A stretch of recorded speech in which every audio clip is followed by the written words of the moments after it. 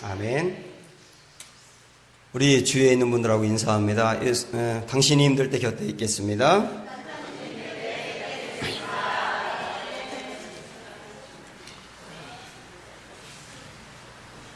여러분 요트 아시죠? 요트는 웬만한 풍랑에도 넘어지지 않습니다. 왜냐하면 이 요트의 배 밑에 수면 밑으로 들어가 있는 부분이 수면 위로 올라와 있는 부분보다 더 무겁기 때문입니다. 그것을 벨리스트 효과라 그렇게 말하는데요. 만약에 이 배의 수면 위로 올라와 있는 부분이 수면 밑에 있는 부분보다 더 무겁게 되면 금방 넘어지게 됩니다. 보이지 않는 그 숨어 있는 부분이 그 배의 건강을 좌우한다는 거죠. 요거를 기초 내지는 본질이라고 말합니다. 야구 선수들이 가끔 잘 치다가 슬럼프에 빠질 때가 있습니다. 이상하게 안 맞는 거예요. 그러면 이 슬럼프를 어떻게 극복하느냐면 계속 배팅 연습만 합니다.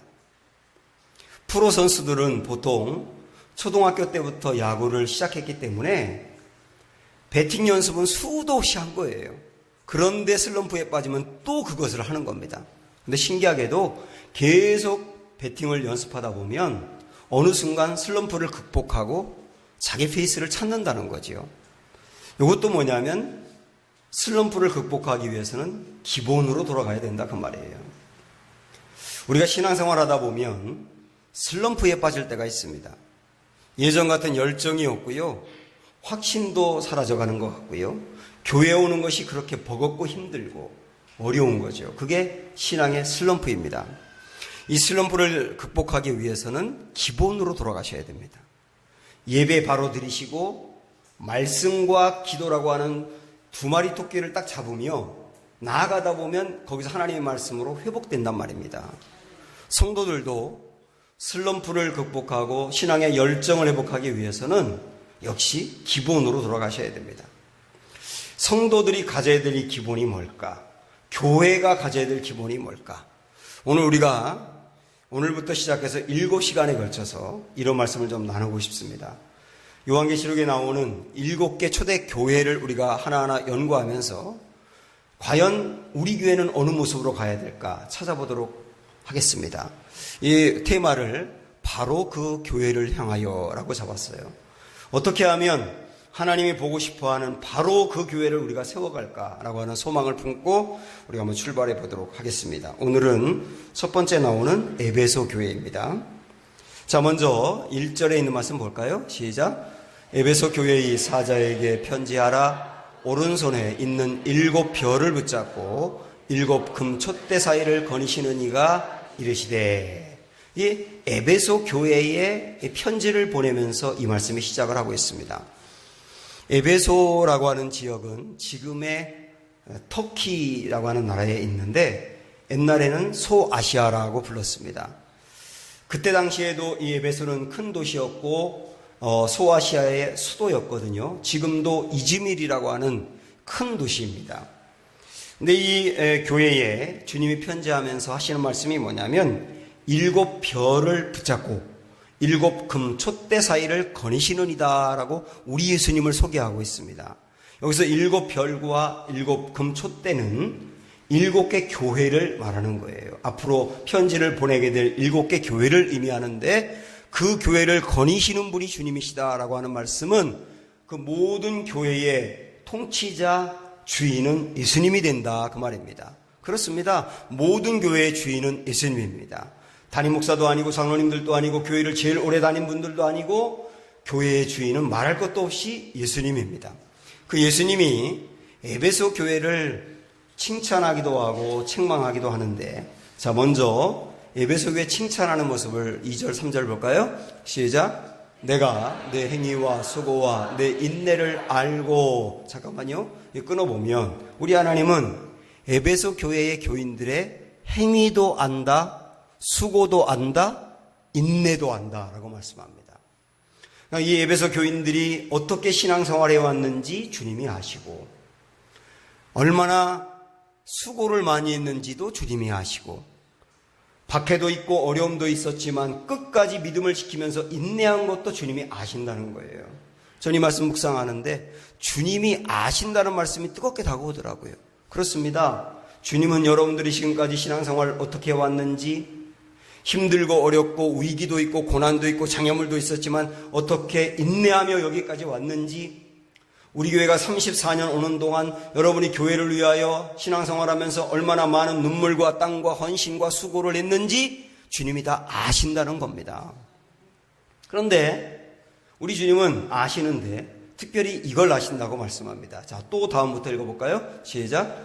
악한 자들을 용납하지 아니한 것과 자칭 사도라 하되 아닌 자들을 시험하여 그의 거짓된 것을 내가 드러낸 것과 또 내가 참고 내 이름을 위하여 견디고 게으르지 아니한 것을 아노라.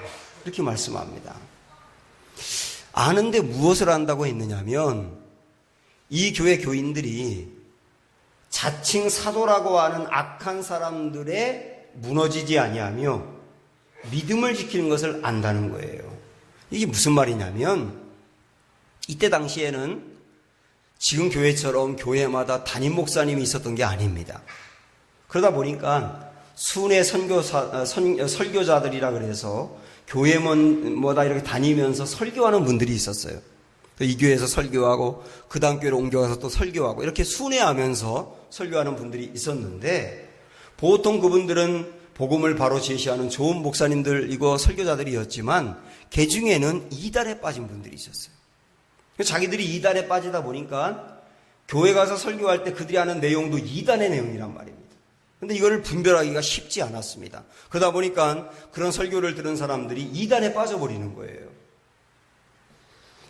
그런데 그들 중에 누가 있었느냐면 6절 말씀에 보면 니골라당이라는 사람들이 있었다고 나와요. 니골라당. 이 니골라당은 누구냐면 여러분 아마 성경을 좀 읽어보신 분들은 금방 아실 텐데 초대 예루살렘 교회에서 교회 7 집사를 뽑았던 거 여러분 아시죠? 그게 스데반도 있었고 빌립도 있었는데 7 집사 중에 한 명이 니골라였어요. 믿음이 굉장히 좋았던 사람인데 이 사람이 어떤 경로로 됐는지 모르지만 이단에 빠지게 된 겁니다. 그리고 그를 추종하는 사람들이 모여들었는데 그게 니골라 당이 돼버린 거예요. 이 사람들이 교회를 어떻게 현혹했느냐 하나만 예를 들게요.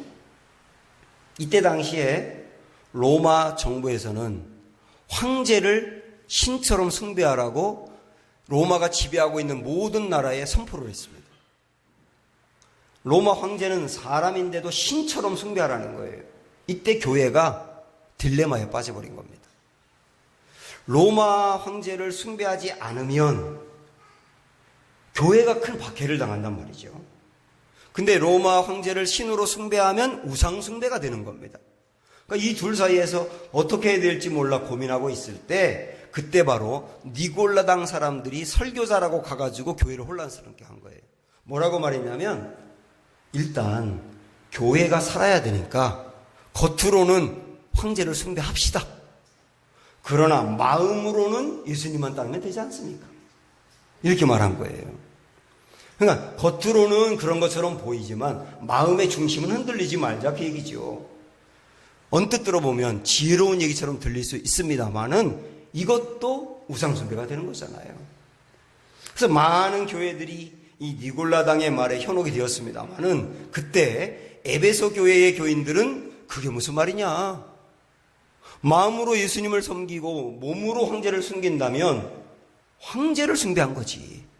이건 우상숭배다. 우리가 설령 박해를 당해도 우리가 설령 죽임을 당한다 하더라도 믿음을 지켜야 된다. 그리고 중심을 딱 잡은 겁니다. 그리고 중심만 잡았을 뿐만 아니라 아까 우리가 읽어본 말씀에 보면은 니골라당에 빠진 사람들을 드러냈다고 나오거든요. 드러냈다는 말은 뭐냐면 교회 안에서 니골라당 이단에 빠진 사람들을 색출해내고 그런 사람들을 교회에서 내보내고 그러면서 교회의 중심을 잘 지켰다는 뜻이에요. 그래서 이것을 보면 에베소 교회는 어떤 교회였느냐면 진리에 철저한 교회였다. 이렇게 말할 수 있습니다. 진리, 하나님의 말씀, 하나님의 율법 이런 것에 흐트러짐이 없는 교회였다는 말이죠. 좋은 교회죠. 문제는 이 교회에 우리 주님이 책망을 하십니다. 책망의 내용을 한번 읽어볼까요? 4절 말씀. 자, 4절입니다. 시작. 그러나 너를 책망할 것이 있나니 너의 처음 사랑을 버렸느니라. 그렇게 말씀합니다. 너의 처음 사랑을 버렸다는 거예요. 여기서 처음 사랑이라고 하는 말은 뭐냐면 그게 두 가지 의미가 있는데, 하나는 처음 예수님을 믿고 뜨거웠을 때의 그 열정과 사랑을 버렸다는 뜻도 있고, 또 하나의 의미는 뭐냐면 예수님을 처음으로 생각하는, 퍼스트로 생각하는 그 신앙이 흔들린다는 뜻도 됩니다. 그래서 예수님보다 더 좋아하는 것이 생기고 그랬단 말이죠. 이것을 버렸다고 나와요. 그걸 책망하고 있는 겁니다. 그 여러분 좀 이상하지 않습니까? 한번 생각을 해보세요. 진리에 굳게 서서 이단에 빠지지 않고 교리가 분명했기 때문에 옳고 그름을 정확히 알아서 교회를 딱 지키는 것이면 우리 예수님을 사랑한 것이 될 텐데 왜 주님은 처음 사랑을 버렸다고 하는가? 이상하잖아요. 왜 그랬냐면 이 교회는 진리가 분명한 교회다 보니까, 그 다음에 진리를 가지고 이단을 교회에서 색출해내다 보니까 사랑이 식어버린 거예요. 교회에서 누가 이단이냐, 저 사람 이단이 아니냐, 이런 거에 초미의 관심사를 두고 보다 보니까, 야, 어느 장로 이단 아닐까? 니골라당 아닐까? 이런 소문이 퍼지게 되는 거죠. 그럼 그 장로는 내가 무슨 이단이야, 나는 정통이야, 이러면서 대항하게 되고요. 그래 또 소문이 나는 겁니다. 어떤 권사가 니골라당하고 밥 먹는 거 봤다는 거예요. 그 사람이 이단 아닐까? 이러니까 소문이 퍼져나가니까 그 당사자인 권사님은 상처를 받아가지고 교회를 떠난단 말이에요. 그러니까 교인들 사이에서 서로가 의심하고 그러다 보니까 갈라지고 상처받고 교회를 떠나가고 이러는 일들이 교회 안에 속출하게 된 겁니다. 다시 말하면 진리가 너무 강하다 보니까 사랑이 식었다는 거예요. 그래서 성도들을 사랑했던 이 사랑이 식다 보니까 그 사랑이 하나님을 사랑하는 사랑까지 식어버리고 신앙이 이상해져 버렸다는 겁니다. 이게 에베소 교회의 문제였어요. 이것은 오늘날 우리들의 교회에도 중요한 문제가 될 수 있습니다. 보통은 교인 중에서도 진리가 강한 성도가 있고 사랑이 강한 성도가 있어요. 제가 목회하면서 쭉 보면 어느 교회나 마찬가지입니다. 진리가 강한 분이 분명히 있습니다. 이분들은요, 교회 안에서 조금이라도 문제가 나타나거나 어떤 허물이 보이면 이걸 참지 못합니다. 그래서 시시비비를 가려야 되고요. 교인 중에서도 문제가 생기면 담임 목사를 찾아와서 그 교인 내보내라고 막 그래요. 저 이전에도 아주 그 나름대로 신앙생활을 반듯하게 잘하는 분인데 자기가 워낙 철저하게 하다 보니까 교인 중에서 문제가 되거나 허물이 드러나면 저를 꼭 찾아와서 뭐라 그러냐면 그 집사 내보내야 된다. 수도 없이 내보내야 된다. 그럼 저는 마음속으로 지가 나가지. 늘 내보내야 된다. 이분은 진리가 너무 강한 분이에요. 자기 나름대로 잘 신앙생활을 한다고 생각하다 보니까 거기에 맞지 않으면 용납을 못하는 겁니다. 이런 분들이 진리가 강한 분들이에요. 집에서도 진리가 너무 강하면 아이들이 조금만 잘못하는 것을 해도 용납을 못합니다. 늘 지적하고 고쳐주려 하고 그래서 관계는 나빠질 가능성이 많아요. 진리가 강한 것은 중요하고 필요한데 이게 진리만 강했을 때는 문제가 된단 말입니다. 사랑이 강한 분들이 있어요. 허물이 드러나거나 문제가 드러나도 용납해야죠. 예수님 사랑으로 받아들여야지요 하고 대부분 받아들이다 보니까 따뜻해질 수는 있는데 문제가 해결이 안 되는 경우도 있어요. 그래서 진리가 강한 분도 필요하고 사랑이 강한 분도 필요한데 중요한 건 뭐냐면 균형이 있어야 된다는 얘기예요. 그래서 요한계시록을 집필했던 요한은 요한 2서에서 이렇게 말씀합니다. 자, 3절 말씀 볼까요? 시작. 은혜와 긍휼과 평강이 하나님 아버지와 아버지의 아들 예수 그리스도께로부터 진리와 사랑 가운데서 우리와 함께 있으리라. 진리와 사랑이 함께 있어야 된다고 강조하고 있지 않습니까? 4절 5절 말씀은 더욱더 선명하게 말씀하는데, 자 보세요. 너희 자녀들 중에 우리가 아버지께 받은 계명대로 진리를 행하는 자를 내가 보니 심히 기쁘도다. 진리를 행하는 자를 보니 주님이 기쁘단 말입니다. 근데 거기서 끝나면 안 돼요. 넘어가 보시면, 부녀여 내가 이제 내게 구하노니 서로 사랑하자. 이는 내 계명같이 내게 쓰는 것이 아니요, 새 계명같이 내게 쓰는 것이 아니요, 처음부터 우리가 가진 것이라. 진리에 서 있는 것을 기뻐한다. 그러면서 서로 사랑하라 그러잖아요.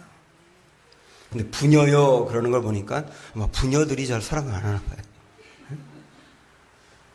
그래서 이 교회 안에는 진리에 굳게 서 있는 것도 중요하지만 서로 사랑하는 것도 균형이 잡혀야 된다, 그 말입니다. 근데 에베소 교회는 진리가 너무 강하다 보니까, 이단과 싸우는 바람에 진리가 강하다 보니까 진리만 강하고 사랑이 죽었단 말이에요. 그러다 보니까 너무 진리 교회에서도 진리 하다 보면 교회가 그냥 질려버리는 겁니다. 72비를 가리고 이건 옳다 그러다, 이건 아니다 뭐다 늘 그러다 보면 교회가 너무 날카롭고요, 냉랭하고요, 사랑이 식어가지고 질려버린단 말이에요. 만약 이 말씀을 듣고 있는 여러분께서 가정이나 직장이나 교회에서 내가 진리가 강한 스타일이다 라고 생각하신다면 여러분은 칼 같은 사람입니다.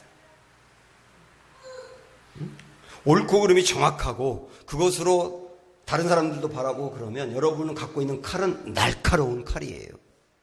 그런 분들은 칼집이 있어야 됩니다. 날카로운 칼일수록 칼집이 없으면 마구마구 사람을 베는 겁니다. 그래서 진리가 분명하고 시시비비가 분명하고 자기 나름대로 아주 반듯하게 신앙생활하는 사람들이 칼집이 없으면 이 사람 상처 주고 저 사람 상처 주고 이 사람 내보내고 저 사람 내보내고 교회를 마구마구 흔든다니까요. 그래서 그 사람들에게 정말 필요한 게 뭐냐면 칼집이에요. 칼집이 뭡니까? 십자가 사랑입니다. 날카로운 진리를 감쌀 수 있는 십자가 사랑, 이게 칼집이란 말이죠.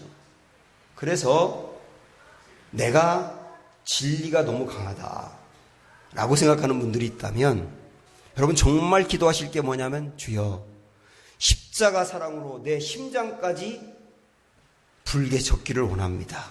이 기도를 하셔야 되는 거예요. 그래서 주님이 십자가 위에서 행하신 일을 자꾸 묵상하셔야 되고요, 내가 십자가 사랑을 받기 전에 어떤 사람이었는지를 생각하셔야 되고, 십자가 사랑으로 내가 어떻게 변화되었는지를 자꾸 생각함으로 인해서 십자가 사랑이 내 심령에서부터 흘러넘칠 때 진리를 잘 감싸며, 그러면 진리가 사람을 베는 진리가 아니고 사람을 살리는 진리로 가게 되는 겁니다. 부모도 마찬가지. 가정 안에서 엄마와 아빠 중에 둘 중에 한 명은 진리가 강하고 한 명은 사랑이 강한 게 좋아요. 둘 다 진리가 강하면 아이들이 거기 틈에서 살 수가 없어요. 둘 다 사랑만 강하고 진리가 없으면 아이들이 망나니처럼 돼버립니다. 이 균형이 필요하단 말이에요.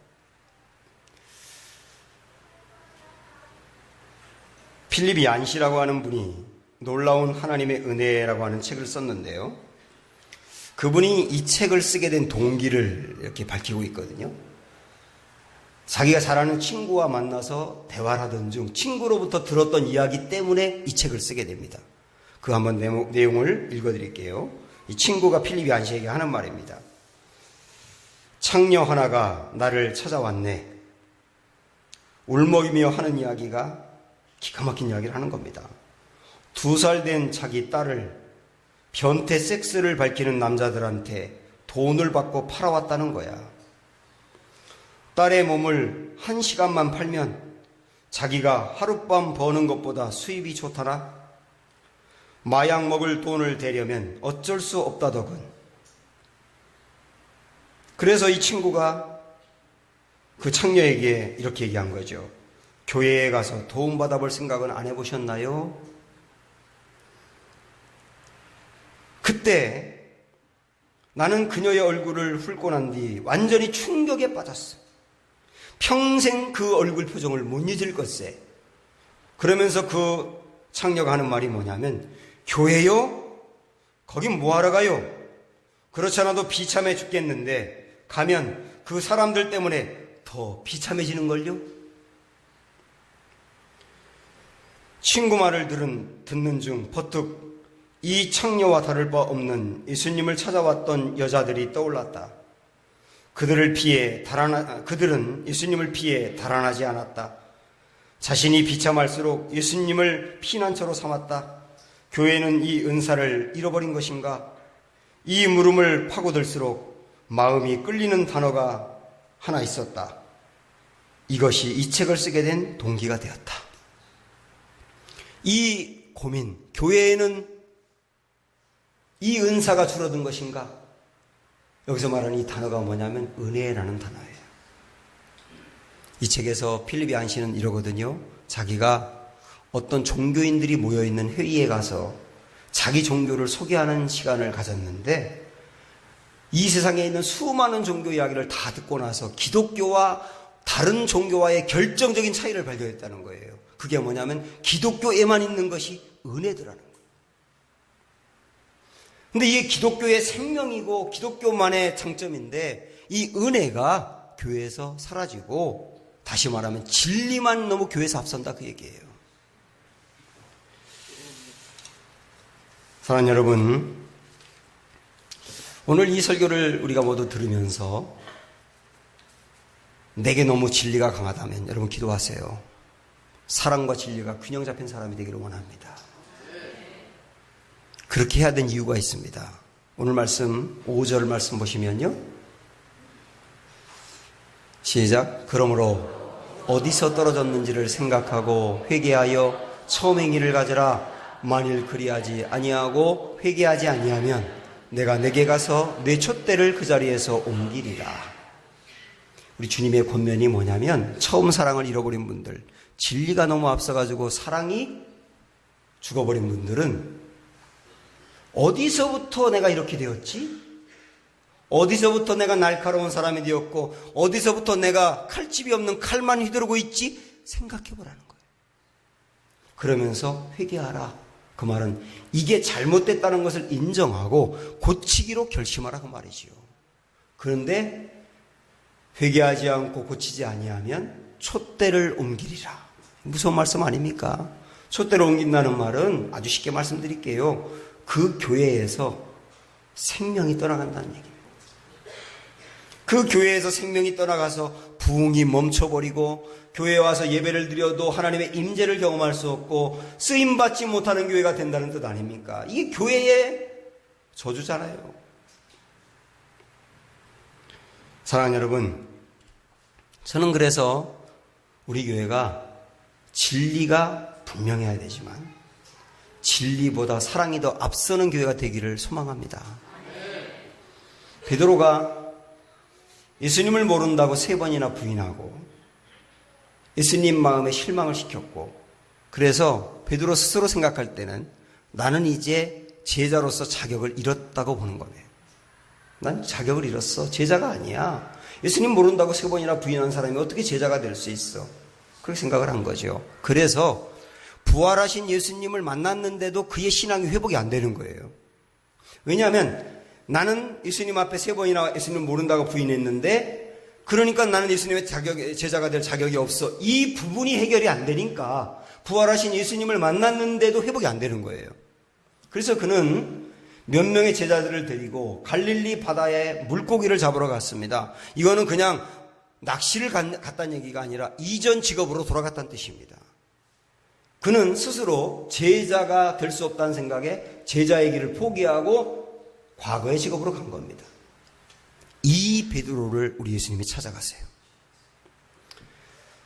바닷가에서 물고기를 잡고 있는 제자들, 그러나 한 마리도 잡지 못하고 허탕치고 있는 제자들을 보면서 우리 주님이 이렇게 말씀하십니다. 제가 이 구절을 읽을 때마다 그렇게 마음이 뜨겁더라고요. 자, 보실까요? 요한복음 21장 말씀입니다. 시작. 예수께서 이르시되 와서 조반을 먹으라 하시니 제자들이 주님이신 줄을 아는 고로 당신이 누구냐 감히 묻는 자가 없더라. 예수께서 거하셔서 떡을 가져다가 그들에게 주시고 생선도 그와 같이 하시니라. 우리 예수님은 물고기를 잡으면서도 허탕치고 있는 제자들을 보시면서 아침 식사를 준비하셨어요. 손수 아침 식사를 준비해놓고 제자들을 부르는 겁니다. 이리 와서 아침 식사하라고. 제자들은 예수님을 부인했기 때문에 그 마음이 여전히 불편해요. 하나님 예수님께 온전히 가지를 못해요. 그때 우리 예수님 어떻게 하십니까? 준비했던 떡을 가져다가 일일이 하나씩 주는 거예요. 베드로 이거 먹어. 안드레 너도 먹어. 요한 너도 먹어. 그 안에 떡을 잔뜩 쌓아놓고 알아서 먹으라고 하는 거하고 떡을 하나하나 집어서 이렇게 주는 거하고는 느낌이 다르잖아요. 제자들 마음에 예수님의 사랑을 표현하는 거예요.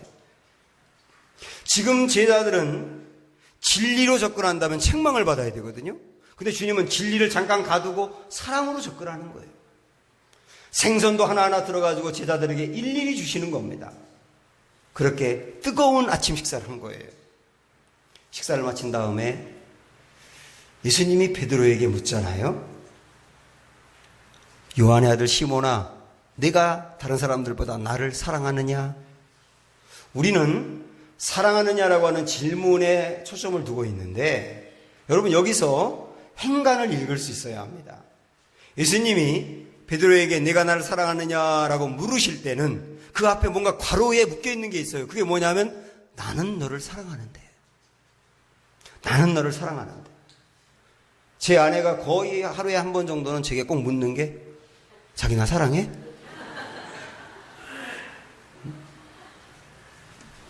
23년째 묻고 있어요. 자기 나 사랑해? 이 말에는 뭐가 숨겨져 있느냐면 나는 자기 사랑하는데 자기도 나를 사랑하잖아요.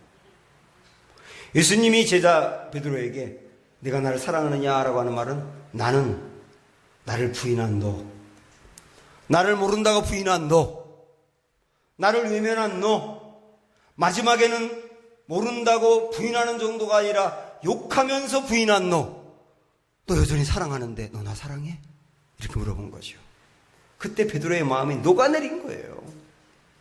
아침 식사를 준비하고 떡과 생선을 일일이 집어준 그 사랑이 녹아내리고 나는 너를 사랑하는데 라고 하는 그 말에 녹아내린 거예요. 그래서 그는 거기서 벌떡 일어나서 주님이 하시던 일을 붙들고 사람 살리는데 나가지 않습니까? 만약에 생각을 해봤습니다. 예수님이 베드로 앞에서 진리만 내세우셨다면 베드로는 책망을 받고 넌 자격이 없다고 말했을 것입니다. 그러면 베드로는 정말 제자의 자리에서 탈락하고 평생 물고기를 잡으면서 주님께 가까이 나가지 못하고 위축된 상태로 살았을 거예요. 근데 주님은 그 순간에 진리를 잠깐 가두고 사랑으로 접근하니까 무너졌던 베드로는 일어나게 되고요. 그가 나아가서 복음을 전할 때 어떤 때는 3,000명, 어떤 때는 5,000명이 주님을 만나서 수많은 영혼을 살려냈고요. 마지막에는 예수님을 위하여 십자가에 거꾸로 매달리면서 죽어간 아름다운 인생을 살지 않았습니까? 여러분 빌리 그레이엄 목사님 아시죠? 유명한 세계적인 부흥사. 한국에 왔을 때도 여의도 광장에 100만 명이 모였지 않습니까? 그 훌륭한 목사님인데 그 목사님의 아들인 프랭클린 그레이엄이라고 하는 이 친구가 청소년 때부터 심하게 방황을 했습니다. 공부를 안 하고 폭주족이 돼가지고 친구들과 함께 오토바이 타고 떠나요. 마약하고 술에 취하고 돈을 다 써버리면 아버지한테 와서 돈 달라 그러고 고등학교 때부터 이러고 살았습니다. 세계적인 유명한 목사님의 아들이 그랬다니까요. 그래도 목사님 부부는 일관되게 아들에게 나아갑니다. 이 부모들이 자녀를 교육할 때 특별히 자녀들이 방황하거나 부모 마음을 심하게 아프게 할 때 정말 중요한 게 뭐냐면 일관성이거든요. 일관성. 부모가 교회에서 설교 듣고 나서 그래 용납하고 따뜻하게 해야 돼. 그래가지고 집에 가서 방황 아이 붙들어 놓고 그래도 너는 나의 아들이야. 나는 너를 기대해. 이리 와 하고 안아주고 이틀이 지났는데 또 방황하니까 이번에는 진리만 앞세워가지고 너 같은 놈은 틀렸어. 그렇게 말하고 책 한 권 읽고 나니까 또 용납하라니까 또 그 다음에 또 용납하고 애는 헷갈리는 거예요. 도대체가. 일관성 있게 가야 되거든요. 근데 이 부모님은 일관성 있게 아이에게 접근하는 거예요. 진리를 분명히 얘기합니다. 내가 가야 될 길은 이 길이 아니야. 너 이 길을 가야 돼. 얘기하지만 그러나 사랑으로 품어주는 거예요. 언제나 어떤 모습이든지 꾸준히 일관되게. 어느 날 이 아들이 부모에게 쪽지 하나 써놓고 집을 떠나요. 그 쪽지에 보니까 우리 부모님은 나를 사랑하시지만 부모님들이 사랑한다는 거 알아요. 그러나 하나님은 나 같은 인간을 용서하지 않을 겁니다. 그리고 떠납니다. 그리고 이 아이가 세계를 다니면서 방황하게 하는 거예요. 이 나라 가고 저 나라 가고 흥청망청. 그러다가 어느 날 갑자기 생각한 거예요. 이스라엘은 한번 가보고 싶다. 아버지가 어릴 적부터 이스라엘 이야기, 예루살렘 이야기를 그렇게 많이 했는데 그날 한번 가고 싶다. 그래서 예루살렘으로 가가지고 어느 호텔에 들어갑니다. 호텔에 묵고 있다가 갑자기 눈에 보니까 성경이 보이는 거예요. 그래서 성경을 집어들고 딱 펼쳤어요. 그때 나온 구절이 로마서 8장 1절입니다. 그러므로 그리스도 예수 안에 있는 자에게는 결코 정죄함이 없나요. 그 문구가 눈에 강력하게 들어오는 거예요. 그래, 내가 지금이라도 예수님 안에 있으면, 예수님을 믿으면 나도 정죄받지 않는다는 뜻이구나. 부모님이 나를 버리지 않은 건 알았지만 하나님도 나를 버리지 않았구나. 여기서 확신을 얻는 거예요. 그리고 그 자리에 무릎을 꿇고 회개하고 엉엉 울고 완전 딴 사람이 됩니다. 그리고 아버지한테 전화합니다. 아버지, 그동안에 저를 버리지 않아서 감사해요. 근데 하나님도 나를 안 버렸다는 걸 오늘 알았어요. 나 아버지 품으로 돌아가서 아버지와 함께 전도할게요. 그리고 미국으로 돌아가서 빌리그레암 아버지를 따라다니면서 전도하는데요. 특별히 청소년 중에서 방황하는 아이들에게 가가지고 이 아이들을 전도하는 겁니다. 옛날에 방황했던 사람들은 방황하는 아이들을 바라보면 그렇게 마음이 아프다 그러더라고요. 그 아이들에게 복음을 전하면서 이렇게 살면 안 된다 그러면서 수많은 청소년들을 주님께로 이끌어내는데 쓰임받았어요. 이 아이가 끝내 주님 앞에 돌아올 수 있었던 것은 뭡니까? 십자가 사랑이잖아요. 끊임없이 일관되게 진리만 앞세운 것이 아니라 진리로 길을 제시하지만 그러나 사랑으로 끊임없이 나아갔을 때 끝내 주님의 품에 돌아왔다는 겁니다. 사랑하는 여러분, 만약에 말이죠, 예수님이 우리를 진리로만 접근했다면 여러분과 저 중에 구원받을 사람은 아무도 없습니다. 진리를 잠깐 숨겨두고 사랑으로 접근했을 때, 십자가 사랑으로 접근했을 때 주님을 만난 거 아닙니까? 이 사랑 우리 교회에 흘러가기를 원하고 우리의 신앙의 본질로 삼기를 주님의 이름으로 축원합니다. 이렇게 찬양합니다. 찬송가 내 구주 예수를 더욱 사랑 함께 부르겠습니다.